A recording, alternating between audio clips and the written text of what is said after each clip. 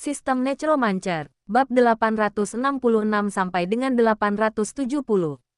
Bab 866 jenis baru perampasan gandum. Pelepasan kekuatan supernatural secara tiba-tiba di pangkalan itu menarik perhatian semua orang di dekatnya.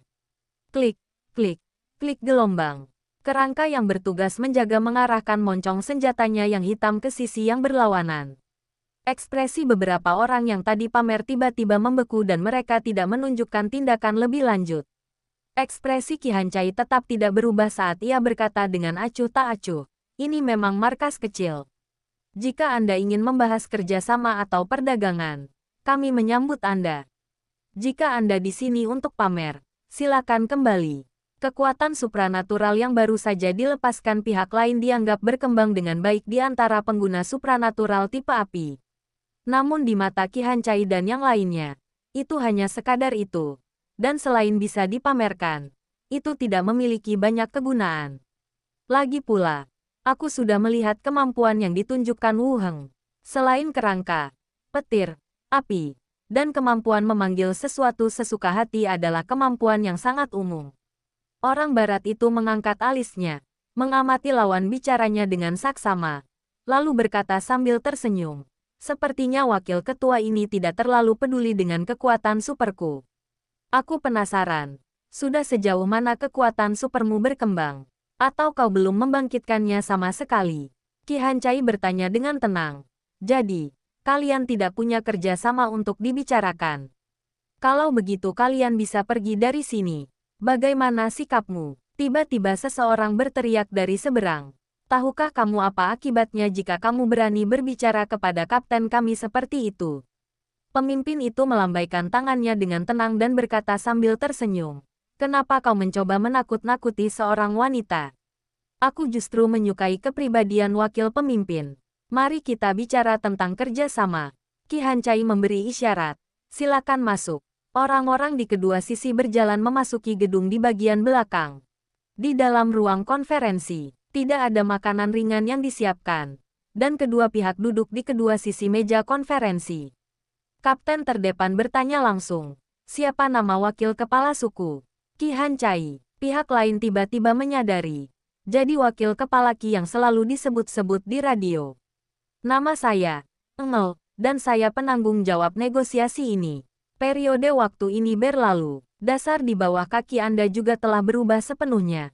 Tempat penampungan dari seluruh negeri tidak hanya datang ke sini untuk bertukar pasokan, tetapi juga membentuk pasar perdagangan yang besar. Area pasar dibagi dan berbagai toko didirikan untuk menjual produk dari setiap tempat penampungan. Mata uang yang digunakan dalam transaksi adalah kupon makanan yang dikeluarkan oleh Qi Hancai, yang dapat langsung ditukar dengan makanan, yang cukup praktis. Orang-orang di depan saya ini mengambil inisiatif untuk menghubungi pangkalan beberapa hari yang lalu dan menyebutkan bahwa mereka memiliki kerjasama penting untuk dibahas. Itu juga dijadwalkan hari ini, dan Qi Hancai mengajak orang keluar untuk menyambut mereka. Sikap Qi Hancai tetap dingin, dan dia berkata, "Mari kita bicarakan isi kerjasamanya. Saya tidak tertarik dengan nama orang lain." Engel mengulurkan tangan ke belakangnya. Dan seseorang menyerahkan sebuah dokumen. Ia melanjutkan, "Perusahaan MOS kami telah mendirikan pangkalan daun. Tempat perlindungan ini dilengkapi dengan teknologi canggih dan berbagai persenjataan militer. Tempat perlindungan ini memiliki kemampuan penentuan posisi satelit dan serangan jarak jauh maupun jarak pendek, dan dapat dengan mudah menghancurkan tempat perlindungan apapun yang ada." Qi Hancai dan yang lainnya menyipitkan mata. Saya merasakan ancaman dalam kata-kata orang lain. Setelah pihak lain memberikan pengantar panjang mengenai situasi tempat penampungannya, ia melanjutkan, "Kali ini, kami telah membuat kemajuan lebih lanjut dalam penelitian dan pengembangan kekuatan super. Kami berharap dapat bekerja sama dengan tempat penampungan Anda untuk bersama-sama mengembangkan kekuatan super." Qi Hancai dan yang lainnya telah mendengar tentang Pangkalan Fajar. Pangkalan ini disebutkan sebelum Pangkalan Korea berkonflik dengan pihak kita. Dia berencana untuk memperkenalkan dirinya ke Dawn Base dan bergabung dengan beberapa organisasi aliansi. Namun, Wu Heng tidak pernah berpikir untuk bekerja sama dengan tempat penampungan lain. Jadi dia menolaknya begitu saja. Kali ini saya sendiri yang datang ke sini. Lagi pula, Penyebutan kerjasama supranatural tidak sebanyak ketika pihak lain menyebutkan rudal jarak jauh. Jelas itu hanya cara lain untuk mengatakan perampokan. Qi Hancai bertanya langsung. Apa saja syaratnya? Engel melihat dokumen itu dan berkata, syaratnya tidak terlalu berat. Kami hanya akan bertanggung jawab atas penelitiannya. Dan Anda perlu menyediakan makanan dan perlengkapan. Jika ditandatangani, kami berharap dapat membawa kembali 60 ton makanan kali ini, lalu mengangkutnya nanti. Begitu kata-kata itu terucap, orang-orang di pihak Qi Hancai mulai mengumpat. Kupikir ini serius. Ternyata dia pengemis. Kenapa kamu tidak merampoknya saja? Lebih cepat dari ini. Pangkalan itu pasti mampu menyediakan makanan. Tapi ini tetaplah kiamat. Makanan adalah kebutuhan dan mata uang yang sulit didapat. Tanpa senjata dan amunisi, selama pangkalan aman, kita bisa bertahan hidup di musim dingin mendatang. Tanpa makanan, yang ada hanyalah kematian. Dia meminta 60 ton gandum tanpa menjelaskan tujuan spesifiknya. Ini seperti memanfaatkan diri sendiri. Apalagi muatan maksimal pesawat yang mereka bawa hanya sekitar 70 ton. Jadi mereka berangkat dengan pesawat yang terisi penuh. Engel bertanya dengan ragu. Pangkalanmu menjual begitu banyak makanan setiap hari. Jadi seharusnya itu bukan masalah besar, kan? Pihak lain masih ingin meneruskan pembicaraan. Qi Hancai menyela dan berkata, katakan padaku apa yang bisa kau berikan. Engel mengangkat alisnya. Kami akan menjamin keamananmu. Kami tidak akan menyakiti rekan-rekan kami. Kami juga bisa menggunakan teknologi supernatural yang telah kami kuasai untuk membantu beberapa personelmu meningkatkan kemampuan mereka. Kamu yakin bisa berkembang? Tanya Qi Hancai sambil mengerutkan kening. Engel mendengus dan berkata, Wakil Kepala, apa yang kau katakan? Siapa yang bisa menjamin keberhasilan? Bahkan teknologi yang paling canggih pun memiliki risiko ketika digunakan pada manusia. Kita bisa meningkatkan tingkat keberhasilan sebesar 20%, yang sudah sangat tinggi, dan akan terus meningkat seiring kita melanjutkan penelitian. Kedengarannya tidak ada banyak kemajuan. Lagi pula, Wu Heng tidak pernah tertarik pada pengembangan kekuatan super dan gen. Qi Hancai langsung menolak. Tingkat keberhasilannya terlalu rendah. Kami tidak setuju. Mata Engel menyipit, dan sikapnya langsung berubah lebih tegas. Ia berkata, sebelum kami datang ke sini, pemimpin kami secara khusus memberitahu kami bahwa jika kalian tidak setuju, rudal akan menghancurkan beberapa pangkalan yang melindungi kalian. Berkembangnya negara adidaya hanyalah alasan yang dangkal untuk membuat kerjasama antara kedua pihak tampak lebih beradab. Sebenarnya itu adalah ancaman kekerasan. Musim dingin akan tiba dalam waktu kurang dari sebulan. Tanpa makanan, semua orang akan mati. Mata Qi Hancai juga berubah dingin. Kalau begitu aku akan membunuh kalian semua dulu. Karena aku berani datang ke sini. Tentu saja aku tidak takut tinggal di sini. Cibir Engel. Tujuan kerjasama telah dinyatakan sepenuhnya. Dan tidak perlu ada sedikit pun penyembunyian. Anda butuh makanan.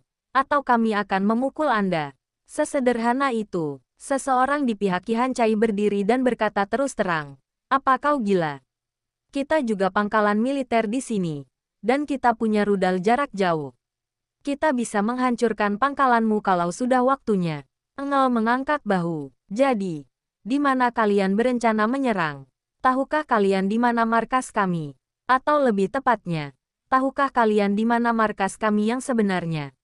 Ruangan itu menjadi sunyi. Qi Hancai terdiam. Tetapi orang di seberangnya perlahan-lahan menjadi tenang. Tampaknya pertemuan ini lebih sederhana dari yang dibayangkan. Basis terkuat yang dikabarkan di radio memang sebagus ini. Qi Hancai melirik orang-orang di seberang dengan tatapan dingin dan berkata, kita punya banyak pangkalan. Selama kalian meluncurkan rudal, kami bisa langsung menemukan lokasi kalian dan melancarkan serangan balik. Lalu semua orang akan kehilangan tempat tinggal dan mati kelaparan. Engel agak terkejut dengan keberanian pihak lain dan berkata, Wakil Kepala Qi, apa kau benar-benar akan melakukan ini? Apa kau tidak ingin melihat apa yang dipikirkan pemimpinmu? Ini hanya makanan. Kau punya. Orang lain semua melihat ke arah Qi Hancai. Qi Hancai berwajah muram dan tidak berkata apa-apa. Ini berbeda dengan bahaya dan kesulitan yang pernah saya hadapi sebelumnya. Pihak lain datang untuk merampok saya secara terang-terangan. Di dalam hati saya merasa terhina. Terhina karena dihina dan diancam. Engel melanjutkan. Jangan bersedih hati. Kita memang telah membuat beberapa terobosan dalam penelitian dan pengembangan kekuatan super. Mungkin pemimpinmu dapat mencapai pengembangan lebih lanjut melalui metode kami. Qi Hancai berkata dengan dingin. Kalau begitu aku akan membicarakannya dengan pemimpin dan akan memberitahumu ketika saatnya tiba. Engel tersenyum. Benar, kamu perempuan. Kenapa kamu ngotot menolak? Lagi pula, kita tidak butuh banyak makanan. Kemudian, lanjutnya, suatu hari nanti, jika sampai besok jam seperti ini belum ada jawaban pasti, tunggu saja rudal itu menghantammu. Kedua, selain 60 ton yang dikirim kembali pada pengiriman pertama, kami membutuhkan 3.000 ton makanan sebelum musim dingin. Mohon beritahu pemimpin Anda sebelumnya. Jangan coba-coba mengungsi. Dalam sehari, orang-orang dan persediaanmu tidak akan bisa melarikan diri. Kamu akan semakin sengsara saat itu. Qi Hancai menghentikan bawahannya yang hendak bertindak dan berkata langsung. Kalau begitu, kamu tinggal di sini dulu. Aku akan menghubungi pemimpin dan meminta sarannya. Baiklah. Saya menantikan hasil yang memuaskan kita semua. Engel mengangguk sambil tersenyum. Lalu pergi bersama anak buahnya. Ruang pertemuan tetap sunyi. Mereka di sini untuk merampok. Kata seseorang dengan marah. Sungguh kolaborasi yang omong kosong. Terus terang saja. Mereka ada di sini untuk mengancam kita dan meminta makanan. Lagi pula, mereka tidak dapat bertahan hidup di musim dingin tanpa makanan. Jadi mereka datang ke tempat yang ada makanan untuk memintanya. Dan kemudian kita semua akan mati bersama. Sekalipun tidak dapat dibom seluruhnya, itu sudah cukup untuk menghancurkan pangkalan yang didirikan dan persediaan makanan. Selain itu, jumlah yang dibuka berada dalam kisaran yang dapat diterima untuk basis saat ini. Lagi pula, kita saling menukar makanan untuk tempat berlindung di seluruh dunia. Kakak, orang-orang ini cuma penghisap darah. Kita tidak boleh setuju dengan mereka. Kita akhirnya selamat dari kiamat. Dan sekarang kita harus menanggung perundungan mereka. Mereka tidak takut mati. Dan kita juga tidak. Mereka punya rudal. Kita juga. Ayo kita tanya stasiun utama. Apa kau khawatir kita tidak bisa menemukan lokasi mereka? Beberapa orang angkat bicara, mengungkapkan kemarahan mereka. Mereka semua selamat dari mulut zombie dan berlumuran darah. Tentu saja saya tidak bisa menerima ini. Qi Hancai masih duduk di kursi, mendengarkan kemarahan orang lain. Dia berkata, saya akan bicara dengan kepala suku dulu tentang masalah ini. Awasi orang-orang dan pesawat mereka. Jangan biarkan mereka menimbulkan masalah. Oke, beberapa orang mengangguk. Qi Hancai langsung keluar bersama beberapa orang. Sore harinya, berita itu masih tersebar.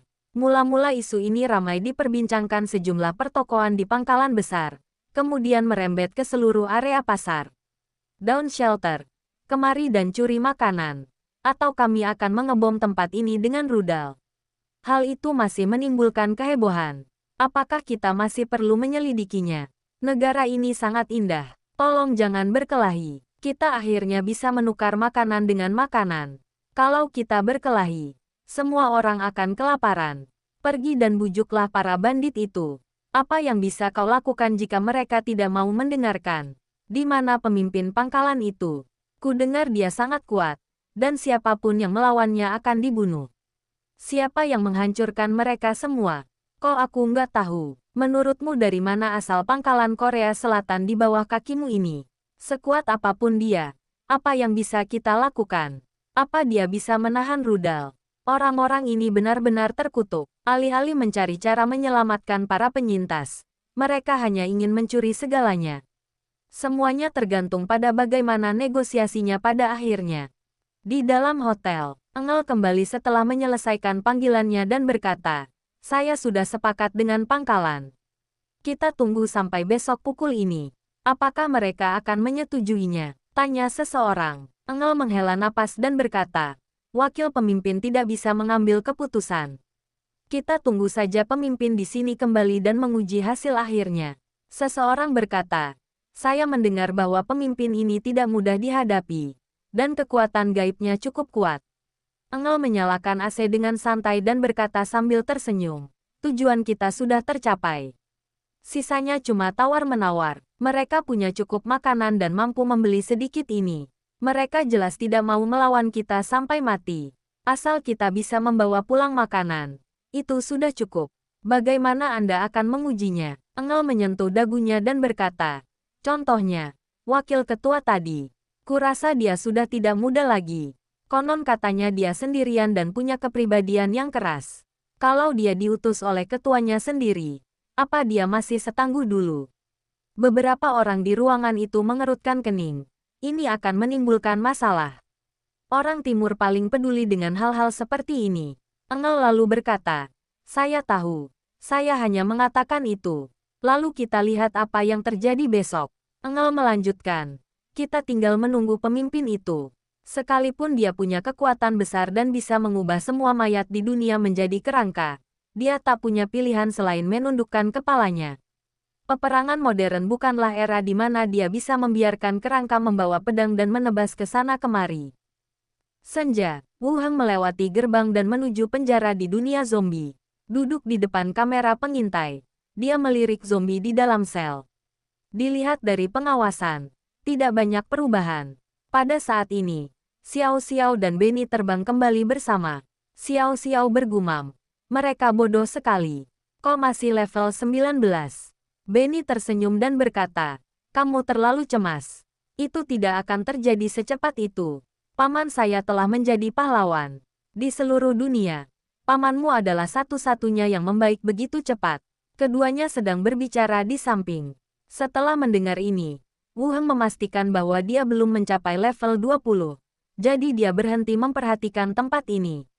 Dia mengangkat telepon di sampingnya dan berencana untuk bertanya kepada Li Yahong tentang gambar pabrik semen. Begitu saya menghidupkan ponsel saya melihat lebih dari 10 panggilan tak terjawab. Sesuatu terjadi. Biasanya, aku tidak akan begitu cemas untuk menelepon diriku sendiri berkali-kali. Wu Heng menelepon balik, dan ketika panggilan tersambung, dia berkata, Qi Hancai, apakah kamu mencariku? Aku punya beberapa masalah di sini dan aku tidak tahu bagaimana mengatasinya, kata Qi Hancai dengan nada serius. Ada apa? Ceritakan lebih detail. Wu Heng juga menyadari keresahan dalam nada bicara lawan bicaranya. Seseorang dari pangkalan daun datang ke sini.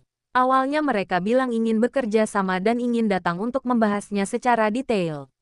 Setelah tiba, mereka bilang punya rudal dan ingin kami memberi mereka makanan. Kemudian, Qi Hancai menceritakan secara rinci apa yang terjadi di pagi hari. Setelah mendengar ini, Wu Heng pun membelalakkan matanya, merasa ini agak tidak dapat dipercaya. Mereka baru saja merampoknya. Ini adalah kedua kalinya dia diancam dengan rudal oleh musuh.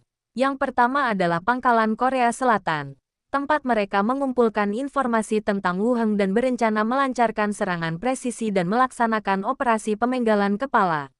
Saat itu, alasan yang diberikan pihak lain adalah bahwa kerangka tersebut telah menduduki tanah setempat mereka. Kali ini, aku bahkan tidak punya alasan. Kalau kamu tidak memberiku makanan, aku akan meledakkanmu dan kita semua akan kelaparan bersama selama musim dingin. Ada alasannya. Mereka bilang mereka sedang mengembangkan kekuatan super. Kita memberi mereka makanan untuk memenuhi kebutuhan perkembangan mereka, kata Qi Hancai. Di mana rudal kita? Maksud mereka, kita tidak tahu lokasi mereka dan tidak bisa menyerang mereka, kata Qi Hancai dengan tidak sabar. Situasi ini benar-benar seperti wabah zombie. Mereka yang memiliki senjata dapat mencuri makanan dari penyintas lainnya. Meskipun tidak dapat mencurinya, mereka dapat membakarnya dengan api atau menyiramnya dengan darah zombie. Intinya, kalau saya tidak bisa hidup dengan baik, Anda pun tidak bisa hidup dengan baik. Selama waktu itu, orang-orang seperti itu seringkali hidup lebih baik daripada orang-orang yang selamat normal. Dan semua orang takut kepada orang-orang gila ini. Sekarang hanya jenis senjatanya saja yang berubah. Metodenya pun tidak banyak berubah. Qi Hancai berkata dengan ragu. Apa yang harus kita lakukan selanjutnya? Mereka bilang akan menunggu sampai besok siang. Dan jika tidak ada kabar, mereka akan meluncurkan rudal. Kalau tidak, Aku harus mengatur evakuasi semua orang. Kurasa mereka tidak akan benar-benar meluncurkan rudal. Wu Heng jarang menghubungi mereka melalui telepon akhir-akhir ini. Dan dia baru menjawab hari ini karena banyaknya panggilan. Sepertinya dia punya hal penting yang harus dilakukan di sini. Dan kejadian ini terjadi saat ini. Membuat Qi Hancai merasa tidak berdaya dan cemas. Wu Heng berpikir sejenak dan berkata, "Jangan khawatir. Kamu, negosiasikan dulu harganya dengan mereka. Bilang saja aku akan ke sana besok dan aku akan mengurusnya nanti. Dari segi waktu, kita mungkin tidak bisa memenuhi permintaannya," kata Qi Hancai lagi. "Yang mereka inginkan adalah makanan. Bukan benar-benar ingin menyerang kita. Katakan saja aku setuju. Tapi aku tidak puas dengan berat makanan yang mereka sebutkan. Aku akan datang keesokan harinya dan memberitahu mereka secara detail," kata Wu Heng langsung. "Baiklah," Qi Hancai menyetujui dengan serius. "Karena suamiku berkata demikian, pasti ada jalannya. Lagi pula, dilihat dari nadanya, dia sama sekali tidak khawatir tentang masalah itu. Jadi dia merasa lega. Jangan biarkan mereka pergi dulu. Bahayanya kecil. Aku akan segera ke sana. Oke, aku akan mengurus masalah ini dulu." Bagus. Keduanya menutup telepon. Ketiga hantu itu semuanya datang dan mereka dapat mendengar apa yang dikatakan di telepon. Glenda berkata, "Kamu menjadi sasaran rudal lagi. Kami sudah mengincar pangkalan itu. Kalau kalian tidak memberi kami makanan, kami akan mengebomnya," kata Wu Heng tanpa daya. "Paman, kamu sudah menjadi pahlawan, tapi kamu masih saja diganggu," kata Xiao Xiao dari samping. Setelah mendengar apa yang dikatakan Xiao Xiao, Wu Heng juga menjadi marah. Di dunia lain, tahta suci sedang menargetkannya. Di dunia zombie, aku sudah mencapai tingkat keabadian, tetapi masih ada orang yang berani mengancamku. Ini terlalu intimidasi, Wu Heng berkata. "Aku akan pergi ke sana dan membunuh mereka." Glenda mengingatkan dari samping. Ini kesempatan bagus untuk melihat apakah ada peluang untuk mengumpulkan iman. Wu Heng turun ke bawah dan menunggangi naga kerangka menuju meja putar pusat. Kantor Li Yahong, yang sedang membaca dokumen, mendongak dan melihat Wu Heng masuk.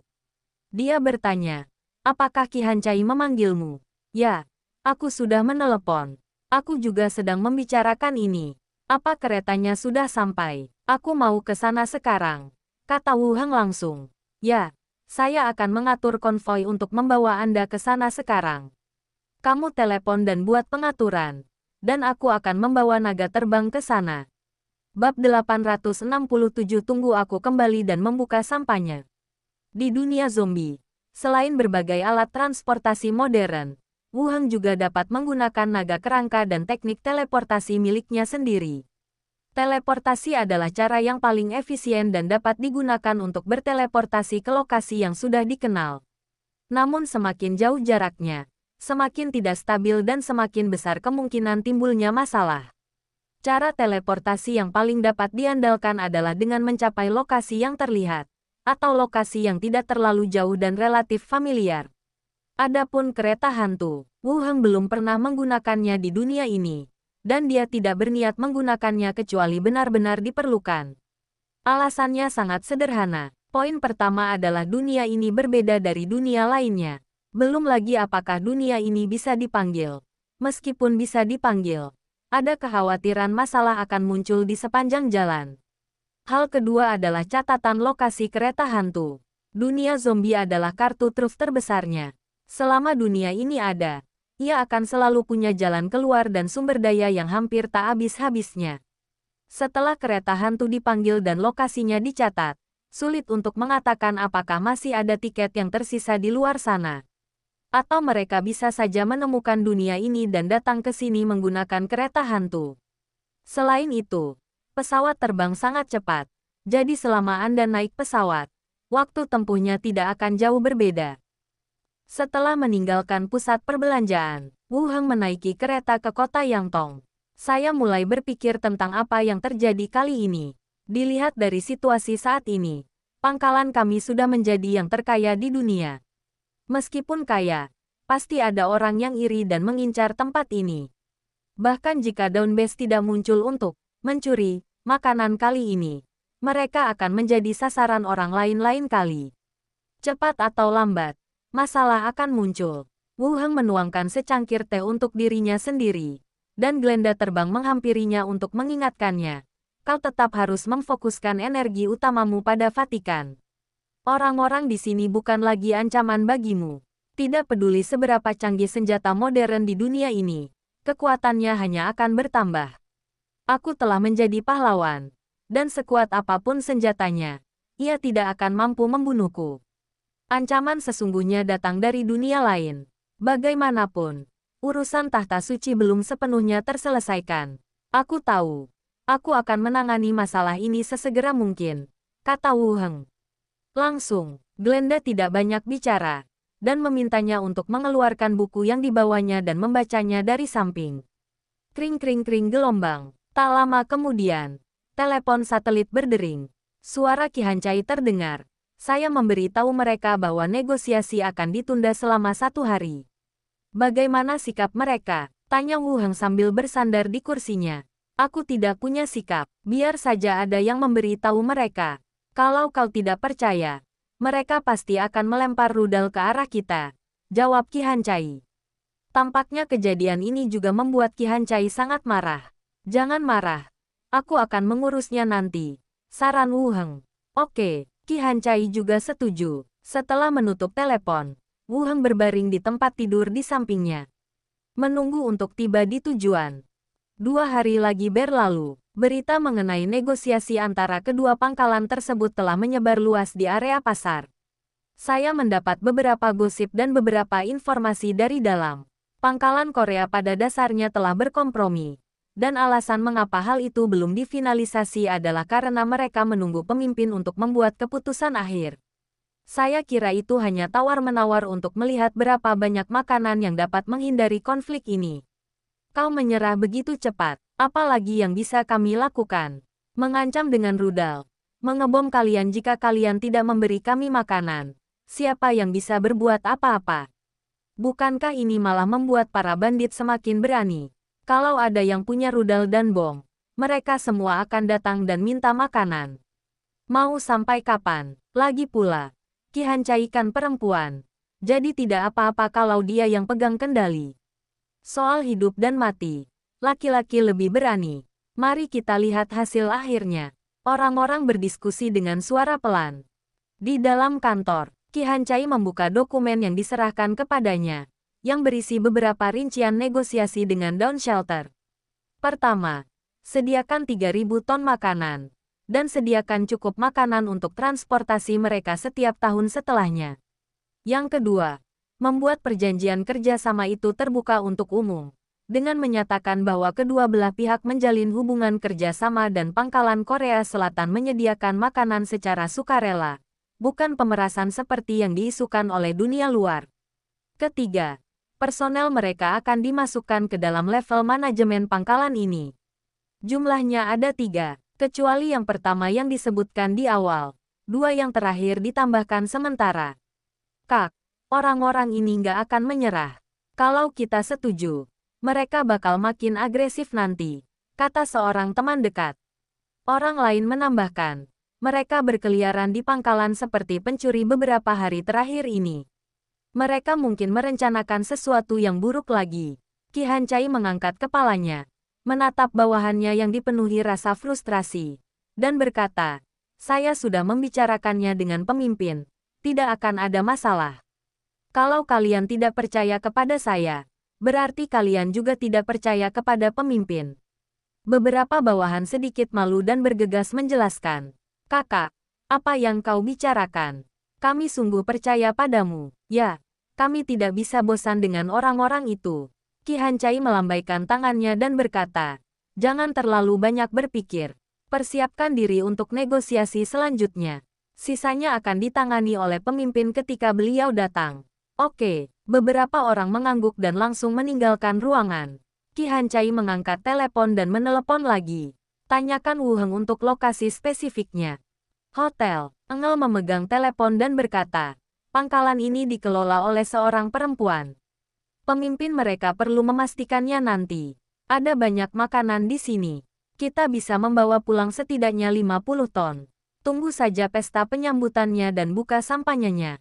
Dilihat dari negosiasi selanjutnya, orang-orang di sini pada dasarnya telah berkompromi mengenai persyaratan transaksi. Engel dan teman-temannya juga sangat gembira. Masalah ini lebih sederhana dari yang dibayangkan. Selama mereka membawa kembali makanan, mereka akan menjadi pahlawan seluruh pangkalan dan status mereka akan meningkat tajam. Terdengar tawa laki-laki yang dalam di ujung telepon, dan ia berbicara dalam bahasa Inggris. Sepertinya mirip dengan dugaan kami. Kurasa mereka juga sedang mengulur waktu sebelum memikirkan cara menangani masalah ini. Orang-orang di sini mampu membangun pangkalan yang begitu besar, jadi mereka pasti tidak akan mau menyerahkan makanan secara teratur seperti yang dibutuhkan. Kejadian itu terjadi secara tiba-tiba, jadi saya berpikir untuk memberikan makanan terlebih dahulu untuk menunda situasi dan mencari solusi. Engel mendengus. Apa yang bisa mereka lakukan? Kita sudah menandai semua markas mereka. Setidaknya mereka tidak bisa bermigrasi dalam skala besar musim dingin ini. Bahkan jika mereka bermigrasi, mereka tetap dipantau oleh satelit kami. Mereka dapat dilacak kemanapun mereka pergi. Selama mereka masih ada, tidak mungkin mereka bisa menyingkirkan kita. Pihak lainnya tersenyum dan berkata, Anda benar. Engel melanjutkan, saya rasa wakil kepala ini cukup baik. Saya ingin tahu apakah saya bisa memintanya datang sebagai syarat tambahan. Pihak lain berkata dengan serius, jangan hancurkan kesepakatan ini. Selebihnya, kau bisa menguji pemimpin mereka nanti. Engel bersenandung. Kalau begitu, mari kita tunggu pemimpin mereka datang sore ini. Aku juga penasaran siapa pemimpin ini.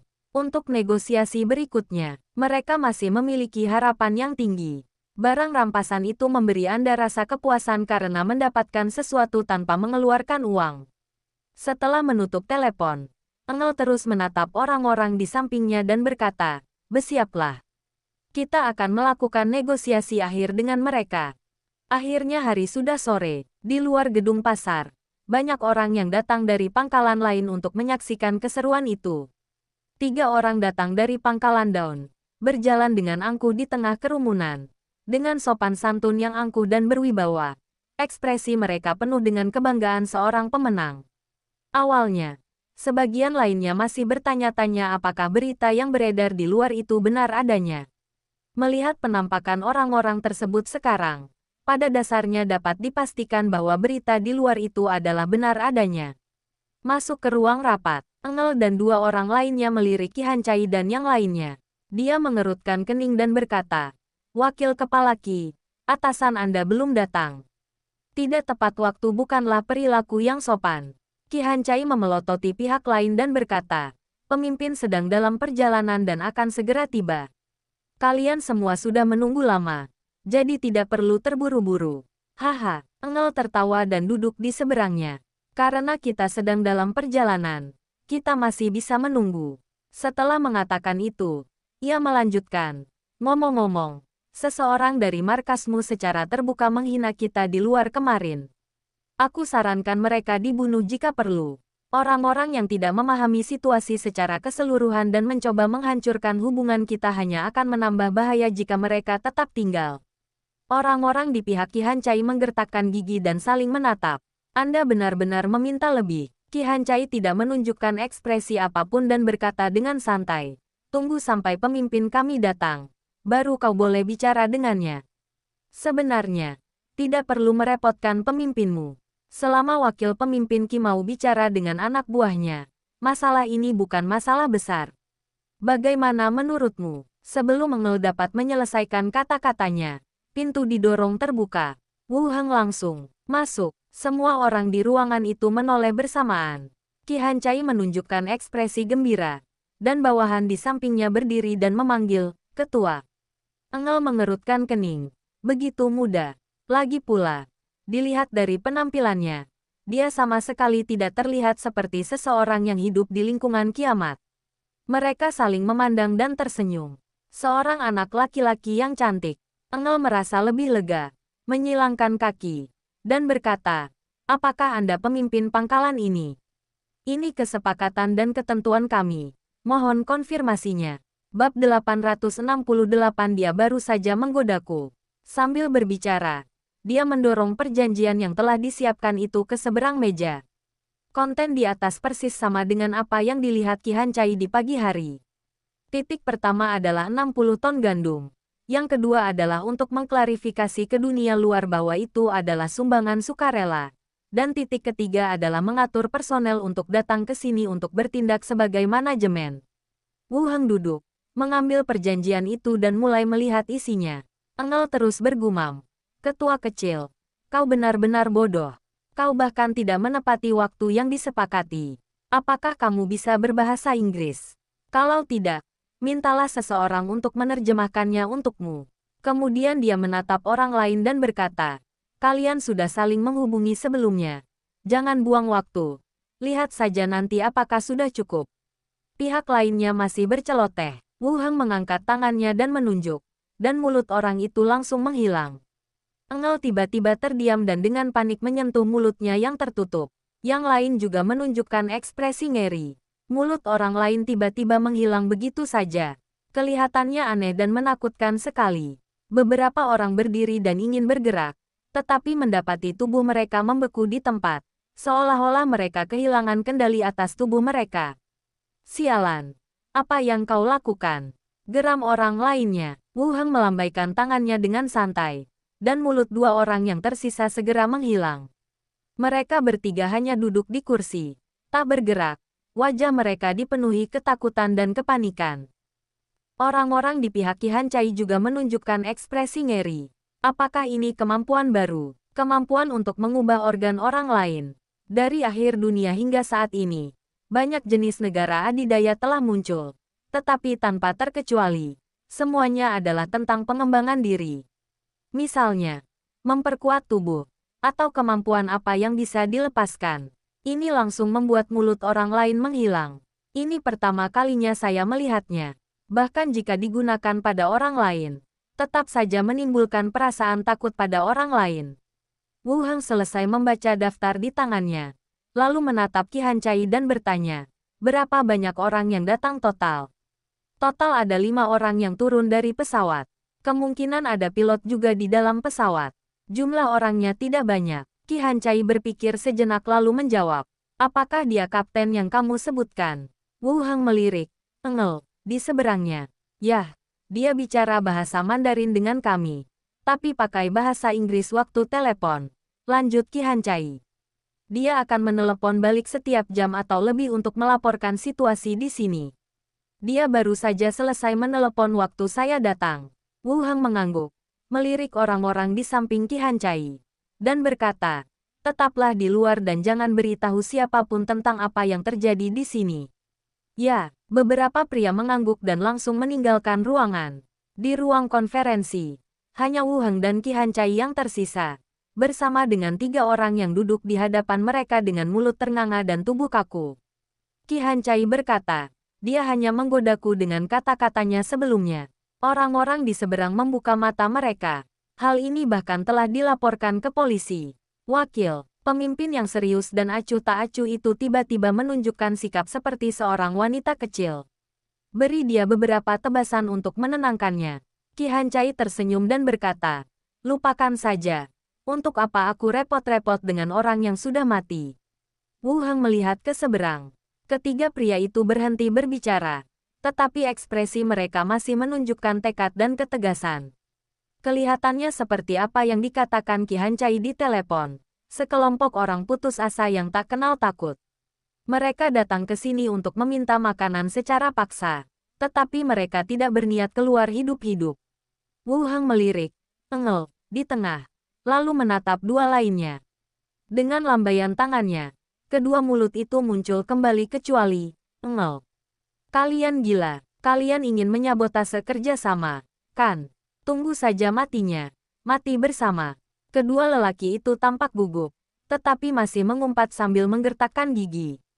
Dia juga berbicara bahasa Mandarin, meskipun agak canggung. Wu Heng berkata, bunuh mereka berdua dan interogasi tubuh mereka. Klik, klik gelombang. Terdengar 2 kali bunyi tulang bergesekan. dan dua orang yang tengah mengumpat itu langsung menoleh 180 derajat dan kembali menatap ke depan. Mata Engel di tengah bahkan lebih lebar, dan dengan kulitnya yang gelap, bola matanya tampak seperti akan rontok. Wu Heng melepaskan bicara kepada orang mati di sisi kiri mayat dan tiba-tiba duduk. Bola mata yang berawan melihat ke sini. Wu Heng bertanya, apakah kamu benar-benar memiliki kemampuan untuk menyerang kami? Mayat itu menjawab, ya. Jantung Qi Hancai menegang. Saya sebelumnya curiga kalau pihak lain berbohong. Tapi sekarang tampaknya dia benar-benar punya kemampuan ini. Mata Engel menoleh ke samping. Brengsek, ini bukan kekuatan supranatural. Ini adalah ilmu sihir timur. Wu Heng terus bertanya, di mana markasmu? Mayat itu menjawab, sebuah pangkalan di Gasite, Meksiko. Meksiko. Saya samar-samar ingat bahwa Meksiko seharusnya berada di Amerika Utara, dekat dengan Amerika Serikat. Sebelum kiamat, saya sepertinya selalu melihat berita tentang geng di TV. Apakah Meksiko memiliki rudal presisi semacam ini yang dapat menyerang jarak jauh? Wu Heng berpikir sejenak, lalu bertanya, dari mana kamu mendapatkan senjata ini?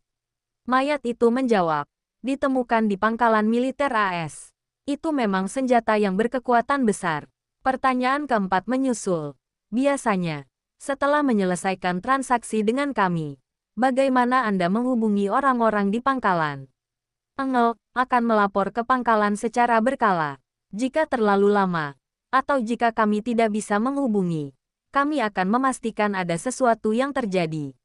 Tampaknya Engel adalah orang yang relatif penting. Dia dibutuhkan untuk menstabilkan pangkalan di pihak musuh. Pertanyaan terakhir adalah, saat Anda berbicara di telepon, apakah Anda memiliki kata sandi atau cara untuk saling mengidentifikasi? Aku tidak tahu. Setelah 5 pertanyaan, tubuhnya terjatuh kembali ke punggungnya. Wu Heng terus melepaskan bicara kepada orang mati pada mayat berikutnya, dan mayat itu tiba-tiba duduk. Setelah berpikir sejenak, dia mulai mengajukan pertanyaan. Setelah kelima pertanyaan itu ditanyakan, tubuhnya berbaring kembali. Informasi yang dikumpulkan hampir sama. Pangkalan Daun adalah sebuah pangkalan di kota Gite, Meksiko. Pangkalan ini memiliki persenjataan dan peralatan canggih, laboratorium, dan peneliti ilmiah, yang merupakan pengembangan kekuatan super yang telah disebutkan beberapa kali. Pemimpinnya adalah mantan pemimpin geng dan memiliki sejumlah pasukan bersenjata. Ini juga merupakan tempat perlindungan terbesar di wilayah tersebut. Tentu saja, pihak lain memiliki senjata serangan jarak jauh, dan Wu Heng tidak berpikir bahwa dia dapat menyerang begitu banyak markasnya. Saya kira ada beberapa poin penting. Tetapi kita harus mengakui bahwa pihak lain adalah teroris sungguhan. Jika kita tidak memberi mereka makanan, mereka mungkin akan melemparkan rudal itu ke arah kita. Kedua mayat itu ditanya, satu-satunya yang selamat. Engel memiliki butiran keringat di dahinya dan ekspresi ketakutan dan kecurigaan di matanya. Wu Heng menatapnya, memikirkan tindakan balasan dalam benaknya. Orang ini belum bisa dibunuh. Kita perlu menghubungi pangkalan di sana secara teratur. Membiarkannya pergi dan memaksanya bekerja sama denganku. Wu Heng masih sedikit khawatir.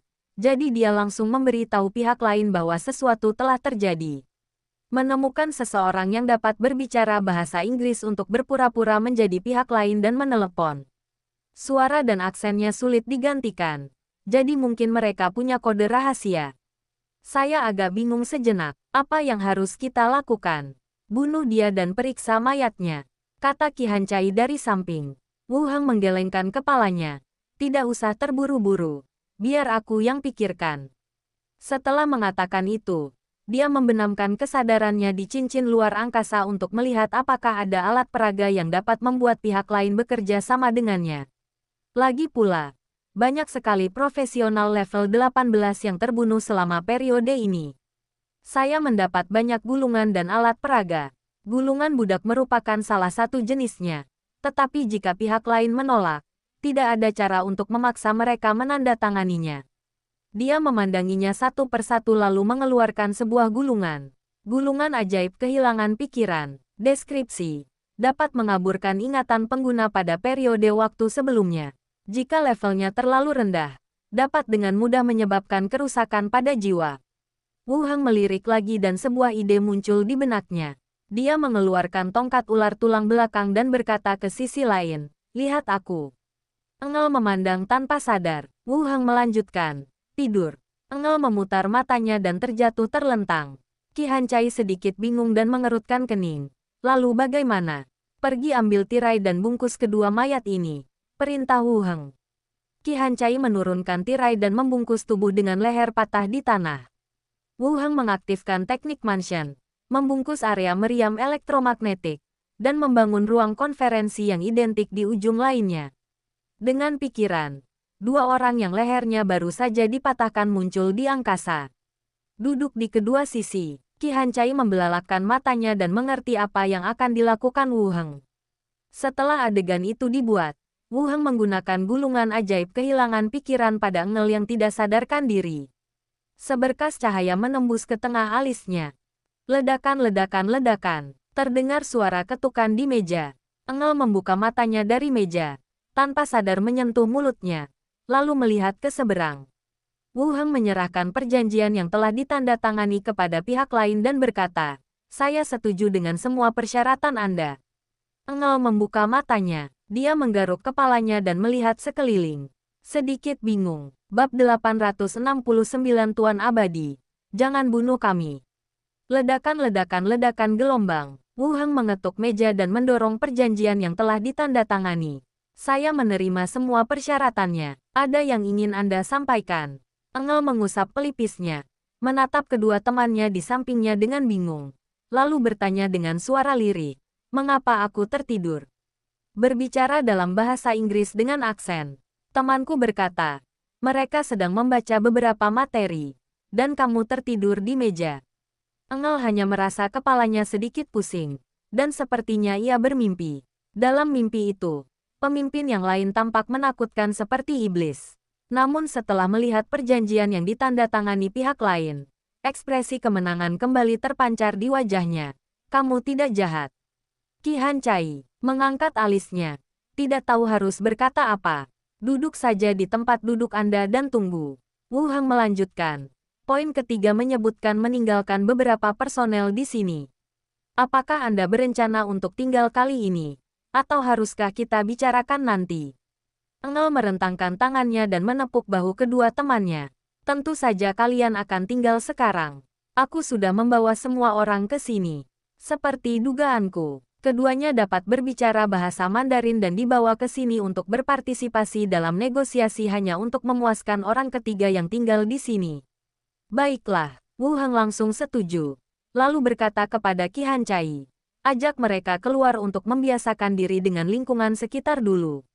Saya dan Tuan Engel akan bicara beberapa patah kata lagi." "Oke." Qi Hancai mengangguk dan berkata kepada dua orang di seberangnya, "Ayo pergi. Aku akan mengantarmu ke sana dulu." Dua orang lainnya berdiri dan mengikutinya keluar. Engel tidak menghentikannya. Seiring perkembangan situasi hingga saat ini, sikap kedua belah pihak sudah sepenuhnya pasti. Pemimpin ini bahkan lebih lemah dari yang diharapkan. Bahkan lebih lemah dari wakil pemimpin perempuan. Mereka bertiga pergi. Wu Heng dan Engel terus duduk di ruangan itu. Engel bertanya, "Kapan makanannya akan siap?" "Seseorang sudah mulai bersiap," kata Wu Heng. Engel mengangguk dan bertanya dengan rasa ingin tahu, "Kemampuanmu hanya bisa berubah menjadi kerangka." Wu Heng bersandar di kursinya dan berkata, "Bagaimana perkembangan kekuatan supermu?" Secercah kebanggaan muncul di wajah Engel. "Tentu saja. Pangkalan kami akan lebih baik dalam mengembangkan kekuatan super. Penuhi saja kewajiban kalian berdasarkan perjanjian, dan kami akan membantu kalian mengembangkan kekuatan super kalian lebih lanjut." "Baiklah." Wu Heng masih mempertahankan senyum tenangnya. Keduanya mengobrol sebentar dan memastikan bahwa sudah hampir waktunya. Wu Heng berdiri dan berkata, "Makanannya sudah siap. Ayo keluar." Engel juga berdiri dan berkata sambil berjalan, "Aku semakin menyukaimu. Kita harus lebih mengenal satu sama lain di masa depan. Dan wakil ketuamu. Apakah dia adikmu?" "Dia tampak baik." Wu Heng mengabaikannya dan langsung membawanya keluar. Engel menjadi semakin bersemangat saat berbicara. Bergumam pada dirinya sendiri terus-menerus dan mengabaikan pintu batu lainnya di luar ruang konferensi. "Ikuti saja dia keluar." Di luar gedung, ada cukup banyak orang yang berkumpul di sekitar. Ketika saya melihat kantong-kantong makanan dimuat ke dalam pesawat, saya menebak hasil akhir negosiasi tersebut. Dia pasti setuju untuk menyediakan makanan yang diminta pihak lain. Jika tidak, dia tidak akan memuat makanan itu langsung ke dalam pesawat. Qi Hancai akhirnya berkompromi. Tidak ada yang bisa dilakukan. Kuharap mereka bisa memeras uang dari tempat ini dan tidak mengincar markas kita. Petik 2 tanda seru petik 2. Lihat, rudal masih yang paling berguna. Ayo kita kembali dan cari rudal. Jauh lebih cepat daripada menukarnya dengan makanan. Engel berjalan keluar gedung. Dan ketika dia melihat ruang kargo pesawat penuh dengan makanan, wajahnya dipenuhi dengan kegembiraan yang tidak bisa disembunyikan.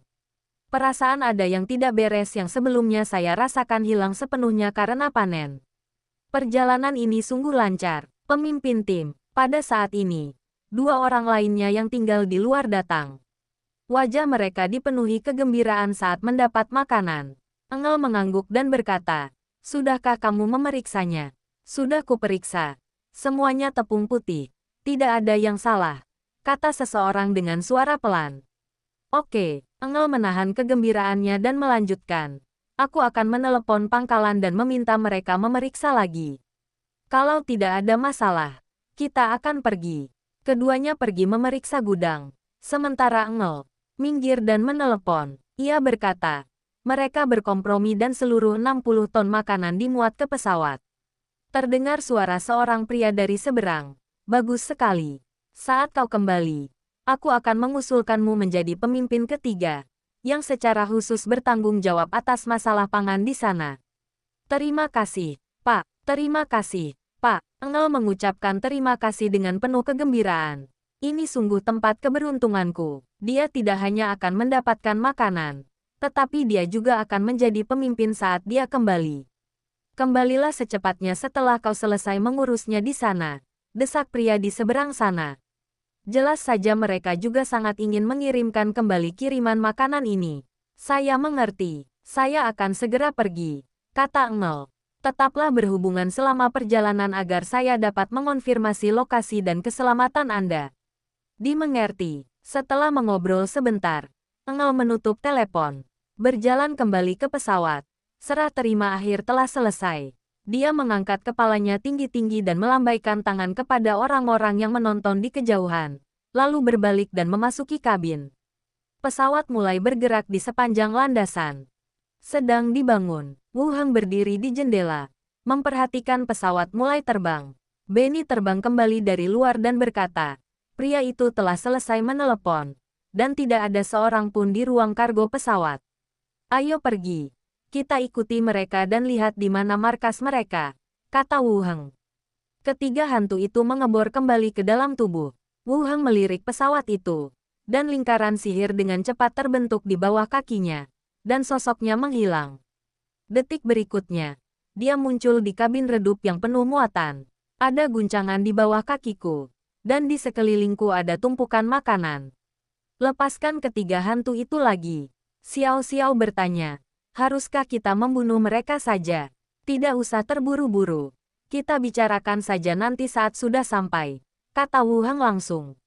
"Oke." Xiao Xiao mengangkat bahu. Kemudian, 3 jiwa dari 1 orang berada di kabin, membaca buku dan menggunakan tablet, menunggu pesawat tiba.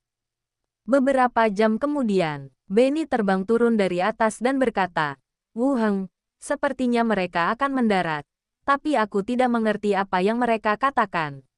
Wu Heng melirik waktu dan melihat bahwa hampir 10 jam telah berlalu. Sekarang seharusnya sudah di atas Meksiko. "Lihat, apakah pesawatnya mendarat?" kata Wu Heng. Xiao Xiao menundukkan kepalanya. Lalu dengan cepat terbang kembali. "Kita mendarat. Aku bisa melihat bandara. Tampaknya kita memang menuju ke tempat itu. Saat ini, Anda masih dapat mendengar samar-samar suara notifikasi yang datang dari dalam pesawat. Seharusnya berbicara tentang pendaratan yang akan datang." Wu Heng menyimpan buku-buku, tablet, dan gudang makanan yang penuh, lalu mulai memberikan tugas. "Xiao Xiao, tetaplah di sisiku untuk melindungiku.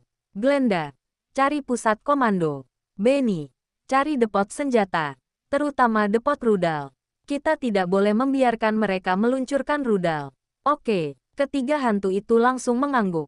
Perasaan tanpa bobot muncul saat penurunan cepat, diikuti oleh turbulensi hebat saat pendaratan. Setelah pesawat berhenti, kami bisa mendengar deru mobil dan kebisingan orang di luar pintu kabin. Ketuk-ketuk-ketuk gelombang. Sebuah suara datang dari belakang, dan Engel turun bersama anak buahnya. Begitu dia melangkah masuk ke dalam gudang, dia menatap Wu Heng dengan heran. "Kamu, bagaimana kamu bisa sampai di sini?" "Bunuh mereka," kata Wu Heng langsung. Klik, klik, terdengar beberapa kali suara keras berturut-turut, dan leher orang-orang yang turun semuanya patah, dan tubuh mereka jatuh ke tanah. Pintu depan terbuka perlahan, memperlihatkan forklift yang telah disiapkan dan kerumunan orang berkulit hitam dengan wajah gembira. Namun, ketika mereka melihat gudang kosong dan Wu Heng berdiri di tengahnya, sorak-sorai itu tiba-tiba berhenti. Seluruh tempat itu sunyi. Wah wah wah, pemimpinnya adalah seorang pria kuat berkulit gelap, berkepala botak, yang meraung keras dan berbicara dengan kata-kata yang tidak dapat dipahami. Keren gelombang. Ular petir putih perak itu melesat tiba-tiba dan langsung mengenai dada lawan. Tubuhnya mengeluarkan asap hitam dan terpental mundur, menghantam sekelompok besar orang. Dalam sekejap, lingkungan sekitar menjadi bising. Orang-orang yang berkumpul di luar mulai mencabut senjata mereka di tengah kekacauan, bersiap untuk pertempuran. Di langit, awan gelap menutupi langit. Jepret gelombang, kilatan petir jatuh dari langit, dan semua orang di luar terjatuh ke tanah. Segera setelah itu, alarm berbunyi nyaring di pangkalan. Suara kecil pun terdengar di telingaku. "Paman, ada banyak orang berkumpul di sana." Wu Heng mendongak. Kemudian 4 kendaraan off-road yang dilengkapi dengan senapan mesin berat menyerbu masuk terlebih dahulu, diikuti oleh tentara berseragam tempur biru tua dan memegang senjata. Moncong pistol berputar, dan sosok Wu Heng menghilang dalam sekejap. Detik berikutnya, ia muncul di tengah kerumunan, memanggil Guntur. Dengan dirinya sebagai pusat, guntur dan kilat menyebar dari udara ke segala arah. Dalam sekejap mata, seluruh pasukan di sekitarnya tenggelam, berubah menjadi mayat hangus di tanah. Dead Course Battlefield dilepaskan, dan lingkaran cahaya abu-abu putih menyebar, dan target yang terbunuh di posisi pesawat berubah menjadi mayat busuk, dan berdiri dengan terhuyung-huyung. "Angkat senjata kalian." Para zombie itu membungkuk dan mengambil beberapa senjata di dekatnya lalu memegangnya di tangan mereka. Ikuti Wu Heng dan berjalan masuk. Langit dipenuhi awan gelap, dan guntur serta kilat berjatuhan bagaikan hukuman dari surga. Beberapa bala bantuan terbunuh secara berurutan dan berubah menjadi pelayan mayat hidup. Di dalam sebuah gedung, Glenda melewati beberapa bangunan secara berurutan. Akhirnya menemukan ruangan yang tampaknya merupakan tempat orang-orang berkuasa berada. Seorang pria berseragam kamuflase memegang walkie-talkie dan terus meraung. Dari waktu ke waktu, perintah dikeluarkan. Glenda tidak mengerti dan tidak terlalu memikirkannya. Orang yang ada di sana bukanlah penyintas biasa. Jadi ia langsung merasuki dan mengendalikan tubuh itu. Di dalam ruang komando, pemimpin yang meraung itu tiba-tiba terdiam, lalu mengeluarkan pistol dari pinggangnya dan menarik pelatuknya ke arah belakang kepala orang-orang yang mengoperasikan peralatan di depannya. Bang bang bang gelombang-gelombang. Suara tembakan itu memekakkan telinga dan semua orang di ruangan itu terjatuh ke tanah. Lalu pintu terbuka dan 2 tentara melihat ke dalam dengan ngeri. Detik berikutnya, lehernya patah lagi dan tubuhnya jatuh ke tanah. Sisi lainnya, Penny sedang berjaga di depan gudang senjata. Di dalam gudang itu terdapat beberapa kendaraan rudal yang dilengkapi dengan silinder besar. Di dekat kendaraan rudal dan gudang senjata, mayat-mayat tergeletak di mana-mana. Setelah memastikan tidak ada seorang pun di sekitarnya, dia mendongak ke arah guntur putih perak yang jatuh dari langit di kejauhan. Membunuh beberapa orang biasa, bukan masalah besar, gumam Benny. Zona perang. Saat Wu Heng berjalan, awan gelap menutupi seluruh pangkalan dan guntur terus menyambar dari langit. Seperti hukuman ilahi, tak seorang pun bergegas lagi saat ini. Wu Heng berjalan di sepanjang jalan dengan sekelompok besar pelayan mayat hidup di belakangnya. "Paman, gerbang di sana terbuka, dan banyak orang berlarian dengan mobil mereka." Xiao Xiao menunjuk ke kejauhan. Apakah kamu membawa senjata? Tanya Wu Heng. Aku hanya melihat beberapa mobil. Jadi seharusnya ada senapan mesin. Kata Xiao Xiao. Ragu-ragu. Mobil seharusnya merujuk pada kendaraan biasa. Tidak apa-apa. Asalkan kendaraan rudal itu tidak diusir. Kata Wu Heng acuh tak acuh. Terdengar suara, "Oh, kecil." Saat dia berbicara, Benny terbang kembali dan berkata, "Wu Heng, gudang senjata telah dibersihkan. Apakah rudalnya ada di sana?" Ada beberapa kendaraan yang mirip dengan kendaraan rudal yang kita lihat terakhir kali. Seharusnya itu rudal yang kamu sebutkan. Kita tidak menemukan benda berbahaya lainnya, kata Benny setelah berpikir sejenak. Baiklah, ayo kita pergi dulu. Wu Heng melambaikan tangannya dan bergegas bersama pasukan mayat hidup. Ketika kami tiba di gudang, kami melihat mobil rudal yang disebutkan Benny. Ada juga beberapa kendaraan serbaguna. Jaga tempat ini, kata Wu Heng.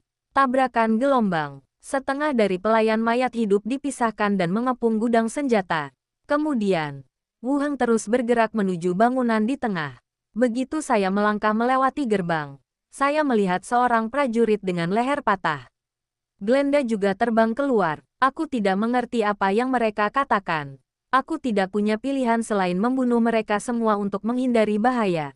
Ruangan mana yang punya peralatan paling banyak? Tanya Wu Heng. Di sebuah kamar di lantai 3. Glenda memimpin jalan, dan Wu Heng mengikutinya ke lantai 3. Udara dipenuhi bau darah. Seorang pria di tengah, berpakaian seperti perwira militer senior. Lehernya dipelintir, dan beberapa orang di sekitarnya tengkoraknya dibelah di bagian belakang kepala. Wu Heng mengucapkan mantra bicara dengan orang mati pada pria di tengah. Mayat itu pun terduduk. Wu Heng berpikir sejenak dan mencoba berkomunikasi dalam bahasa Inggris. Apakah ada pangkalan lain yang terlibat dalam masalah pangkalan Korea Selatan? Mayat itu menjawab, tidak. Pertanyaan kedua adalah, apakah Anda memiliki kemampuan untuk mengendalikan satelit? Mayat itu menjawab, pangkalan ini awalnya memiliki akses ke satelit tetap. Dengan kata lain, tempat ini awalnya adalah pangkalan militer suatu kekuatan besar yang ditempatkan di sini. Bahkan jika kiamat terjadi, beberapa peralatan di sini masih dapat digunakan. Wu Heng berpikir sejenak, lalu bertanya, bagaimana dengan geng yang dibicarakan orang lain? Ada 2 bos di markas, dan bos kedua adalah pemimpin geng lokal terbesar. Wu Heng tidak begitu memahami logika di balik ini dan bertanya, mengapa menciptakan pemimpin kedua? Pangkalan ini telah merekrut banyak orang, dan kami membutuhkan seseorang yang ahli dalam hal ini untuk menekan dan mengelola mereka, kata mayat itu. Beberapa orang tidak mengerti peran pemimpin geng, tetapi mereka tidak peduli. Pertanyaan terakhir adalah, di mana orang-orang yang mengembangkan kekuatan super? Mayat itu menjawab, ada area eksperimen terpisah di belakang pangkalan. Setelah 5 pertanyaan, tubuhnya berbaring kembali. Wu Heng mengeluarkan teleponnya dan langsung menghubungi nomor Qi Hancai.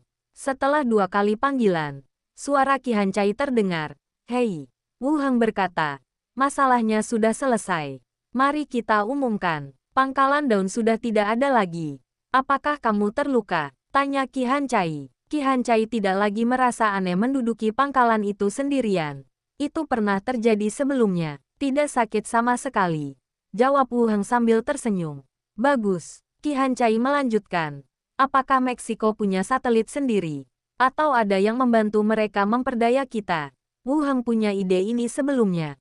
Tetapi hasil dari interogasi terhadap mayat itu adalah bahwa ia mempunyai kendali.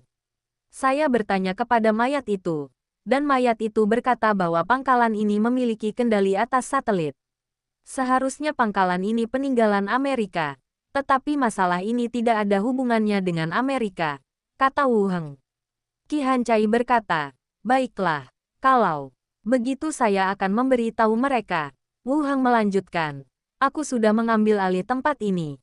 Kirim seseorang ke sini untuk melihat apakah kita bisa mengambil alih atau meninggalkannya saja. Baiklah, kirimkan aku alamatnya dan aku akan segera ke sana. Keduanya bertukar beberapa kata dan kemudian menutup telepon. Saya baru saja menutup telepon. Xiao Xiao terbang dan berkata, Paman, ada banyak orang berkumpul di pintu. Wu Heng menyimpan teleponnya. Mengerutkan kening. Aku tidak pergi untuk membunuh mereka. Tetapi kamu di sini untuk mati. Itu tidak terlihat seperti pasukan. Kata Xiao Xiao. Ayo kita keluar dan melihat-lihat.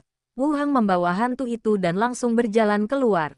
Ketika saya berjalan ke gerbang lantai 1, saya melihat setidaknya beberapa ratus orang berdiri berdesakan di ruang terbuka di luar. Mereka mengenakan pakaian biasa dan tampak lesu. Seseorang sedang berbicara sambil mengoceh ke arah sini. Kemudian sekelompok besar orang berlutut. Pangkalan Korea Selatan. Qi Hancai menyuruh seseorang menulis pengumuman dan menempelkannya langsung pada papan pengumuman di pasar. Di masa lalu, papan pengumuman akan diisi dengan pengumuman untuk mengumumkan beberapa hal penting. Sekarang, alih-alih memasang pengumuman, orang-orang berjalan di sepanjang jalan dan di dalam toko, berteriak dengan pengeras suara. Hal ini telah menarik banyak perhatian. Pengumuman apa yang dibuat? Mungkin ini soal makanan. Cari alasan yang masuk akal. Kalau tidak, apalagi yang bisa kita lakukan? Kita akan malu. Ya, kalau pangkalan lain mengikuti, pasar ini tidak perlu dibuka. Siapapun boleh datang dan meminta makanan. Lihatlah, beberapa orang berbicara dan mengobrol sambil berjalan menuju ke arah pemberitahuan tersebut. Begitu saya mendekat, saya mendengar ledakan diskusi. Baru beberapa jam, pangkalannya sudah hancur. Jadi ini permainan yang panjang. Qi Hancai dan yang lainnya terlalu mendominasi. Bagaimanapun, ini kiamat. Mereka tidak akan membiarkan orang lain menghancurkan markas. Orang-orang di luar tercengang. Mereka saling berpandangan. Mata mereka penuh dengan keheranan. Apakah Qi Hancai dan yang lainnya sombong? Menghancurkan markas. Lihatlah konten di papan pengumuman. Pengumuman. Pangkalan daun di Meksiko secara terang-terangan melanggar prinsip perdamaian pangkalan dan mengancam akan menggunakan kekerasan untuk menuntut makanan, yang secara serius mengganggu kepercayaan dan kerjasama yang terjalin antara pangkalan. Berpegang pada posisi menjaga perdamaian dan keadilan, keamanan dan kedamaian pangkalan ini, pangkalan daun akan diberantas. Pada titik ini, pangkalan Suguang secara resmi dibagi menjadi beberapa bagian. Di masa mendatang, pangkalan kami akan terus bekerja sama dengan pangkalan lain untuk bersama-sama melindungi.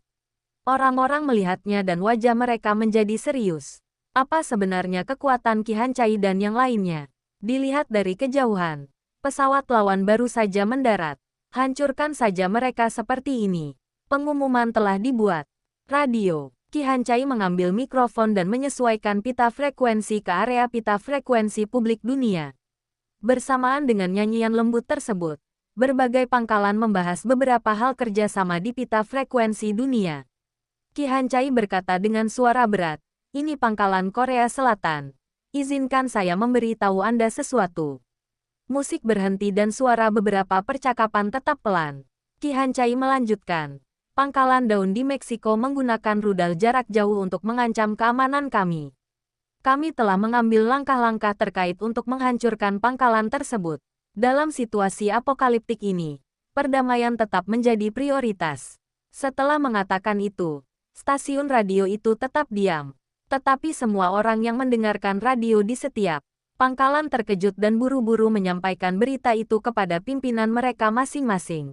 Pangkalan daun telah hancur. Tidak seorang pun yang mempertanyakan kemungkinan masalah ini dan berani mengatakannya di radio. Dan pihak lain tidak membantahnya, yang membuktikan keaslian masalah ini. Pada saat ini, seseorang terbatuk ringan dan berkata, "Wakil Kepala Qi, apakah Anda menggunakan senjata jarak jauh?" "Tidak, kami telah menemukan lokasi mereka dan menghancurkan markas mereka," jawab Qi Hancai. Lalu melanjutkan, "Kami tahu ada yang memberi mereka dukungan satelit. Ini pertama kalinya. Jika ini terjadi lagi, kami akan mengidentifikasi dalangnya dan mengambil tindakan tegas." Stasiun radio terdiam lagi. Hanya ada beberapa negara yang memiliki satelit, dan orang-orang berspekulasi tentang siapa yang menyediakan dukungan satelit. Tentu saja, Qi Hancai hanya mengatakannya dengan santai. Biarkan pangkalan yang memiliki kendali satelit mengelola satelitnya sendiri dan tidak membiarkan pihak lain menyalahgunakannya. Lihat stasiun radio. Putar musiknya lagi. Qi Hancai meletakkan mikrofon kembali dan berkata, "Semuanya, kumpulkan. Para direktur departemen teknis juga harus hadir. Ada yang ingin saya sampaikan. Ya, jawab bawahannya dan turun untuk memanggil bantuan. Pangkalan Meksiko. Wu Heng mengerutkan kening dan menyaksikan sekelompok orang berlutut di bawah. Pada saat ini, seorang pria parubaya yang mengenakan kacamata didorong keluar secara langsung, sambil mengangkat tangannya untuk menunjukkan bahwa dia tidak membawa senjata. Setelah semakin dekat, ia berbicara dalam bahasa Jepang, Mandarin, dan Korea secara berurutan. Wu Heng bertanya, "Apa maksudmu?" Ekspresi pria parubaya itu berseri-seri karena gembira. Ia berlutut dan berkata, "Tuan, kami bukan dari tentara, kami hanya orang biasa di tempat penampungan. Tolong jangan bunuh kami, guru abadi." Mengapa rasanya aneh bagi orang berkulit hitam mengucapkan kata ini? Bab 870 Saraf Logam. Wu Heng menatap pria yang keluar lagi. Pakaiannya kotor, berkacamata, dan sikapnya penuh hormat. Gerbang pangkalannya tidak terbuka. "Kenapa kau tidak kabur saja?" Pria itu tampak sedikit gugup, dan berbicara dengan kaku dalam bahasa Mandarin. "Kita tidak akan bertahan lama jika kita melarikan diri. Izinkan saya tinggal di sini, Tuan." Wu Heng mengerti apa yang dimaksud pihak lain. Jika mereka keluar, mereka akan menghadapi lingkungan yang lebih berbahaya. Orang-orang ini tidak mau pergi, jadi mereka berkumpul di sini untuk melihat sikapnya. "Siapa namamu?" tanya Wu Heng. Pria itu menjawab, "Valentin Portillo." "Bisakah kamu berbicara banyak bahasa?" tanya Wu Heng. "Karena beberapa alasan keluarga, saya sengaja mempelajari bahasa beberapa negara, tetapi saya tidak bisa berbicara dengan baik." Pihak lain melanjutkan jawabannya. "Kamu masih tahu gelar Master Abadi?" Wu Heng bertanya dengan rasa ingin tahu. Sikap lelaki itu menjadi lebih hormat, dan dia berkata dengan hati-hati, "Saya telah membaca beberapa buku dari negara Anda, dan apa yang tercatat di sana memang benar. Aku tahu banyak." Wu Heng tidak terlalu memperhatikan hal-hal ini. Ia melirik orang-orang yang tersisa di bawah dan berkata, "Pergi dan beritahu mereka bahwa mereka yang tidak ingin pergi boleh tinggal. Tetapi jangan melakukan sesuatu yang berbahaya. Kalau tidak kalian akan berakhir seperti para prajurit itu." Ekspresi pria itu berseri-seri karena kegembiraan. Lalu dia segera berbalik dan berbicara lantang kepada orang-orang di bawah. Orang-orang yang berlutut di bawah juga menunjukkan kegembiraan dan berbicara dengan suara pelan. Wu Heng melanjutkan, "Biarkan mereka kembali ke tempat tinggal masing-masing dulu. Aku akan mengatur seseorang untuk menjaga di sini selama 2 hari ke depan. Akan ada juga jam malam, yang berarti mereka tidak diizinkan keluar. Jika tidak ada masalah lain, kalian boleh membiarkan mereka kembali." "Baik." Lelaki itu segera menyetujui dan kembali memberikan instruksi kepada orang banyak di bawahnya. "Awalnya saya ingin tinggal. Lagi pula pangkalannya aman. Nah, ada satu syarat lagi. Kamu tidak boleh keluar malam." Bagi orang-orang ini, itu sama sekali bukan masalah besar. Setelah dengan hati-hati berdiri dari tanah, mereka pergi sambil berbicara dengan suara pelan. "Jangan pergi dulu," kata Wu Heng langsung. Lelaki itu memaksakan senyum dan berkata, "Guru, apakah ada hal lain yang ingin Anda sampaikan kepada saya? Ikuti aku dulu. Dan ketika semuanya baik-baik saja, kamu bisa kembali." "Oke, oke." Selanjutnya, Wu Heng memanggil beberapa pelayan mayat hidup dan membawa mereka ke gerbang pangkalan. Tembok di sini tingginya lebih dari 4 meter, dan ada menara pengawas dan lampu sorot setiap 3 atau 4 meter. Gerbangnya terbuka, tetapi area di sekitarnya seharusnya dibersihkan dan tidak ada zombie yang menyerbu masuk. "Jaga tempat ini, jangan buka gerbangnya tanpa perintahku," perintah Wu Heng. Terdengar suara tulang bergesekan satu sama lain di belakangnya. Kerangka dan mayat yang telah berubah berjalan dari belakang, menutup gerbang, dan beberapa dari mereka memanjat tembok untuk mengambil alih menara pengawas dan senapan mesin di atasnya. Valentin mengikutinya dari samping, mengamati dengan saksama kerangka dan mayat yang bergerak. Ini pastilah prajurit hantu dari dunia bawah. Segala sesuatu yang dicatat dalam buku mereka memang benar. Setelah mengatur posisi dinding, Wu Heng berbalik dan berjalan ke belakang. Dia dengan santai bertanya, "Apakah kamu tahu di mana laboratoriumnya?" Aku tahu. Valentine mengikutinya dengan hati-hati. Bawa aku ke sana. Oke. Jalannya jauh banget. Valentine mulai memimpin jalan seperti pemandu. Laboratorium terletak di area terpisah di belakang pangkalan militer. Saat itu, gedung itu kosong. Tidak ada seorang pun peneliti yang terlihat. Dan kelihatannya gedung itu telah diobrak-abrik. Tampaknya pertempuran sebelumnya membuat orang-orang ini menyadari bahayanya dan mereka melarikan diri dengan barang-barang mereka. Awalnya saya berharap untuk mengumpulkan sekelompok peneliti ilmiah. Tetapi tampaknya tidak ada harapan. Apa yang kamu ketahui tentang ini? Tanya Wu Heng. Valentine menggaruk kepalanya dan berbisik. Ku dengar ini tentang mengembangkan kekuatan super.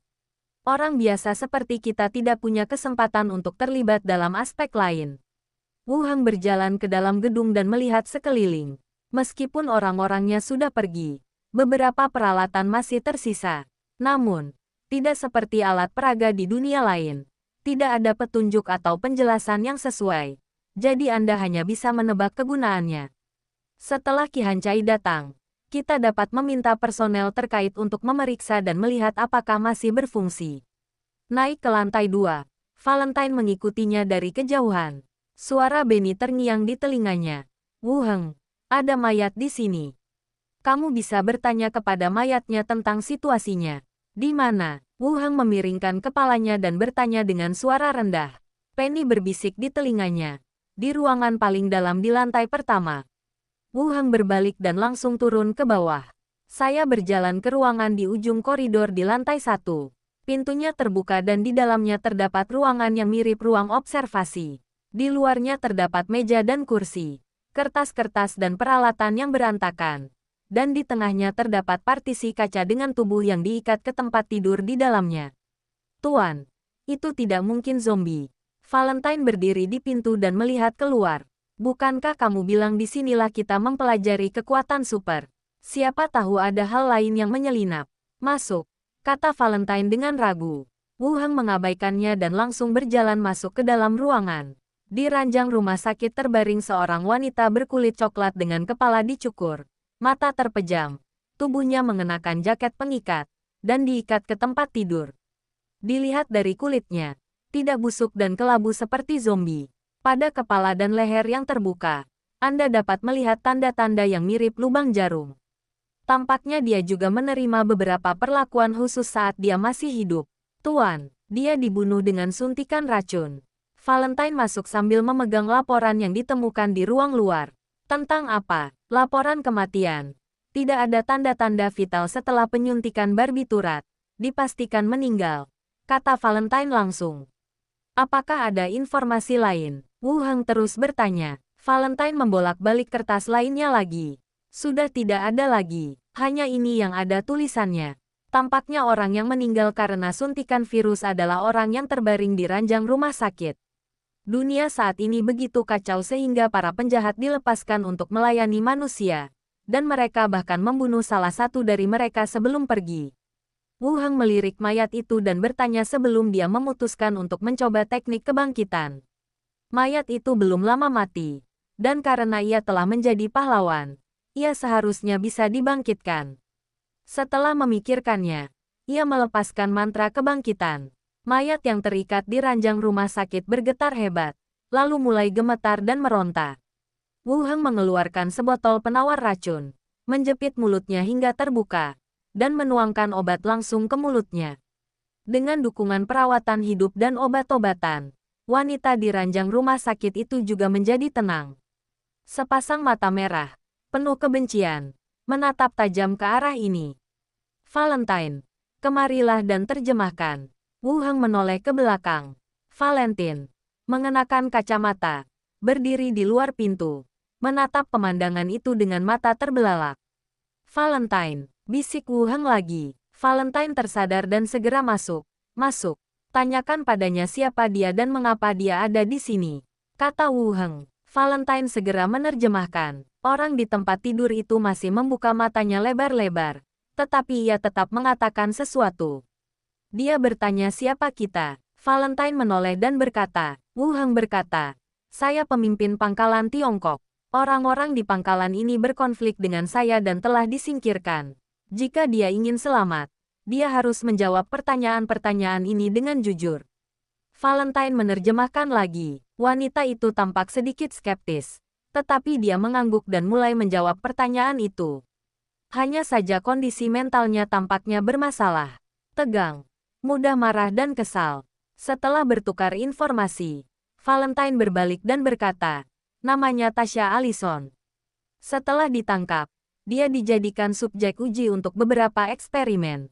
Eksperimen kekuatan super, Valentine menyampaikan. Setelah wanita itu menjawab, Valentine menerjemahkannya ke dalam bahasa Mandarin. Itu eksperimen supernatural. Apa kemampuan spesialmu? Valentine menyampaikan informasi tersebut dan menjawab. Dia mengatakan kemampuannya memungkinkan dia untuk memanipulasi logam tertentu. Wu Heng menyipitkan matanya dan bertanya dengan nada bingung. Raja elektromagnetik. Dia mengatakan bahwa para peneliti menyebutnya saraf logam, yang memungkinkan beberapa bagian logam dikendalikan seperti anggota tubuh normal. Jawab Valentine. Kedengarannya cukup kuat. Tanyakan padanya mengapa dia dikurung di sini dan biarkan dia mengatakan yang sebenarnya. Wu Heng melanjutkan. Awalnya, markasnya sendiri dihancurkan. Lalu ia ditangkap dan dijadikan subjek percobaan. Ia juga menyimpan dendam terhadap geng-geng lokal. Valentine melanjutkan ceritanya. Ada geng di pangkalan ini yang konsisten dengan apa yang terjadi sebelumnya. Wu Heng bertanya pada Valentine. Apakah kamu tahu markasnya? Aku belum pernah mendengar tentangnya. Dan aku tidak mengenalnya. Valentine menggelengkan kepalanya. Wu Heng berpikir sejenak dan berkata. Katakan padanya bahwa sekarang dia punya dua pilihan. Satu meninggalkan pangkalan. Dan yang kedua adalah tetap tinggal. Tapi dia harus jujur. Valentine mengangguk dan menyampaikan pesan itu kepada wanita itu. Setelah mendengar apa yang dikatakan pihak lain, wanita itu tampak terkejut. Lalu Valentine berbalik dan berkata, dia bertanya apa yang terjadi dengan pemimpin geng di sini. Entahlah, banyak orang meninggal. Dan aku tidak yakin apakah orang yang dibicarakannya sudah meninggal atau belum. Jawab Wu Heng. Valentine memberitahu wanita itu tentang perubahan yang terjadi di pangkalan hari ini. Wanita itu membuat pilihannya dengan ekspresi terkejut di wajahnya. Dia ingin tinggal dan berjanji untuk mematuhi peraturan di sini. Wu Heng mengangguk. Lepaskan dia. Valentine naik dan melepaskan tali di ranjang besi. Setelah perempuan itu turun, kakinya terasa lemas dan butuh waktu untuk beradaptasi sebelum ia bisa bergerak normal. Wu Heng membawa mereka berdua untuk terus berjalan mengelilingi gedung laboratorium. Setelah mengonfirmasi bahwa tidak ada informasi yang tersisa, kembali ke gedung komando pusat. Valentine kembali ke kediamannya. Dan wanita yang diselamatkan itu juga diberi kamar. Di kamar tidur, Wu Heng terus memanggil Qi Hancai, yang sudah berada di pesawat yang tiba. Setelah menutup telepon, Benny terbang kembali dari luar dan berkata, wanita itu tidak bergerak sama sekali. Dia hanya menatap keluar jendela dengan linglung. Awasi dia, kata Wu Heng. Oke, Benny setuju dan terbang bersama Xiao Xiao untuk memantau target. Keesokan harinya, pagi-pagi sekali, pesawat yang ditumpangi Qi Hancai mendarat dengan selamat di Bandara Pangkalan Suguang. Pintu Palka terbuka, dan Qi Hancai menjadi orang pertama yang turun, diikuti oleh para pengawal kerangka yang melindunginya dan sekitar 100 orang dari pangkalan Korea. Keduanya berjalan bersama ke pangkalan. Qi Hancai berkata, pasar telah mengeluarkan pengumuman, dan saya juga mengumumkan berita pendudukan tempat ini di radio frekuensi dunia. Saya rasa tidak ada yang berani mengganggu kita lagi. Setelah beberapa saat, orang baru akan mulai merasa tidak nyaman, kata Wu Heng sambil berjalan. Hanya jika kamu cukup kuat, kamu tidak akan takut pada orang-orang yang membuat masalah, kata Qi Hancai. Berjalanlah sampai ke kantor di gedung komando. Di sini Anda dapat melihat pengawasan seluruh pangkalan dan banyak peralatan lainnya. Setelah keduanya duduk, Wu Heng menceritakan detail kejadian kemarin. Qi Hancai mendengarkan dengan saksama, lalu bertanya, apa yang akan kamu lakukan di sini? Kurasa kita bisa menyimpannya untuk saat ini. Ada banyak senjata dan peralatan di sini. Akan sulit untuk mengambil semuanya kembali. Kedua, aku berencana menggunakan tempat ini sebagai markas untuk membasmi para zombie. Wu Heng mengungkapkan pikirannya. Qi Hancai berpikir sejenak dan berkata, baiklah, bagaimana dengan bahasanya? Bahasa Spanyol dan Inggris paling banyak digunakan di sini. Carilah beberapa personel yang relevan di pangkalan. Ada seseorang di sini yang bisa membantu Anda menerjemahkan sementara. Tetapi dia mungkin tidak bisa diandalkan, kata Wu Heng. Hanya ini jalannya. Qi Hancai mengangguk. Wu Heng berteriak ke arah pintu. Valentine. Seorang pria berkacamata dan jas yang agak lusuh masuk. Tuan, Nyonya. Wu Heng berkata, dia akan menjadi pemimpin pangkalan di masa depan. Kamu akan bertanggung jawab menerjemahkan untuknya. Baik, Guru, jawab Valentine dengan hormat. Wu Heng berdiri dan berkata, ayo, aku akan membawamu ke beberapa tempat penting. Oh, dan aku menyelamatkan seseorang kemarin. Seseorang dengan kemampuan khusus. Jadi kau harus mengawasinya. Di mana itu? Di kamar di lantai 1. Dia belum keluar. Aku akan memeriksanya nanti. Sambil berbincang-bincang, mereka berjalan keluar pintu, memanggil orang lain yang datang bersama mereka, dan berjalan keluar. Dunia yang berbeda. Asosiasi. Pintu didorong terbuka, dan si Yali melangkah masuk sambil berkata dengan penuh semangat, coba tebak apa yang kutemukan. Ekspresi si Lagui menjadi serius, dan dia berkata dengan suara berat, apakah ada berita dari tahta suci?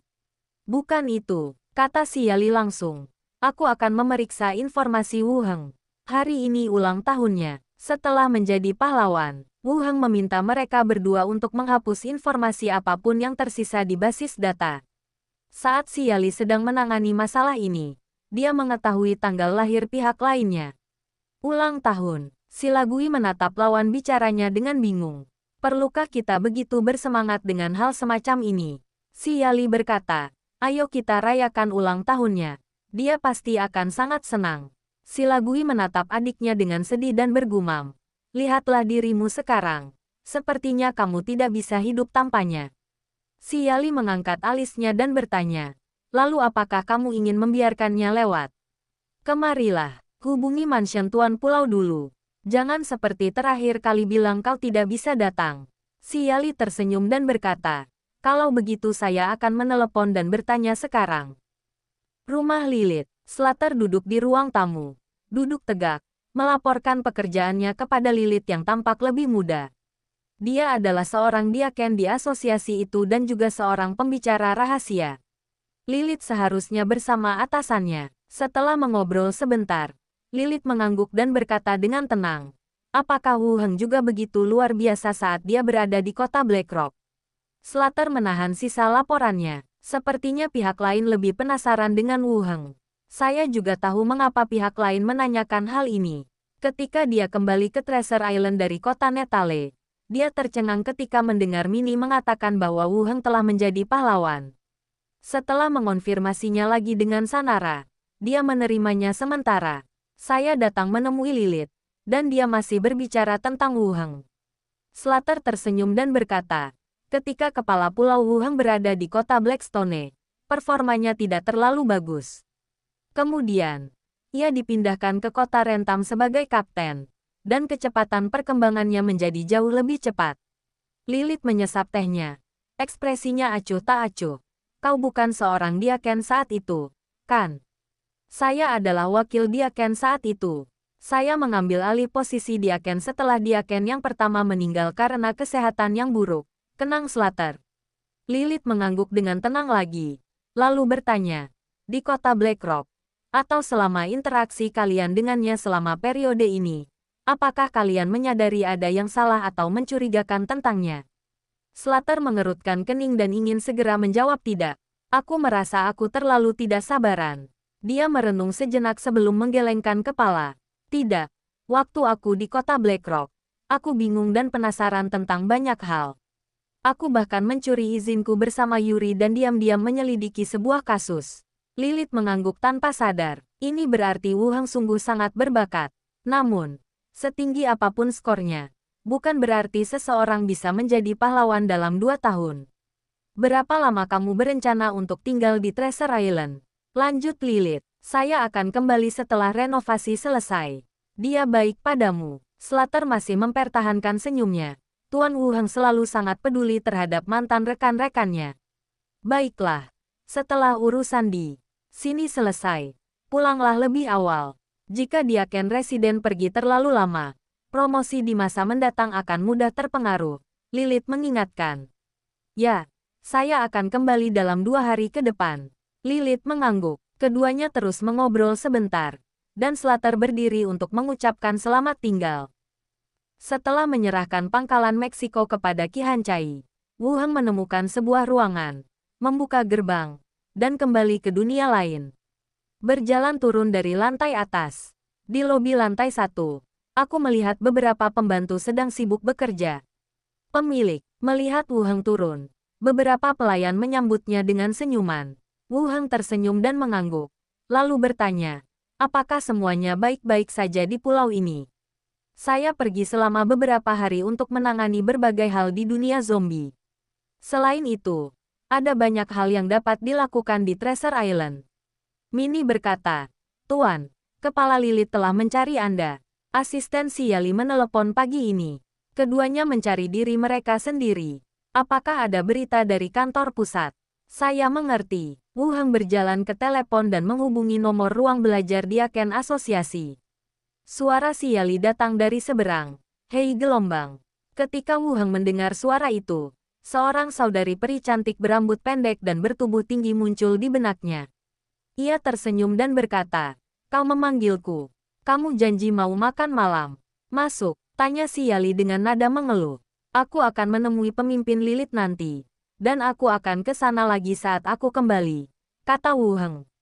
Setelah aku berjanji pada kedua saudariku, aku tidak pernah menemukan waktu. Baiklah, ayo kembali dan bersiap.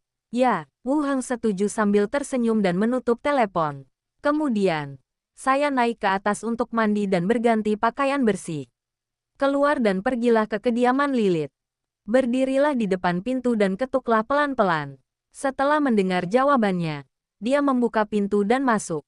Di aula, Lilith, dalam wujud loli kecil, sedang duduk di ruang tamu sambil minum teh dengan santai. Selamat malam, Ketua. Wu Heng berinisiatif menyapanya setelah masuk. Wajah Lilith serius. Ia bertanya, bukankah sudah kubilang untuk tidak meninggalkan Pulau Harta Karun? Apa yang kau lakukan beberapa hari ini? Aku pergi ke pulau terpencil di dekat sini untuk menguji kemampuanku dan kembali setelah ujian, kata Wu Heng santai. Lilith melotot padanya dan memperingatkan, jangan keluar untuk sementara waktu untuk menghindari masalah. Baiklah, aku akan tinggal di rumah besok, jawab Wu Heng jujur. Lilith menuangkan secangkir teh untuknya dan melanjutkan, ada berita dari kantor pusat. Apa maksudmu? Wu Heng juga menjadi serius. Saidu bergegas kembali dari kerajaan Yeko.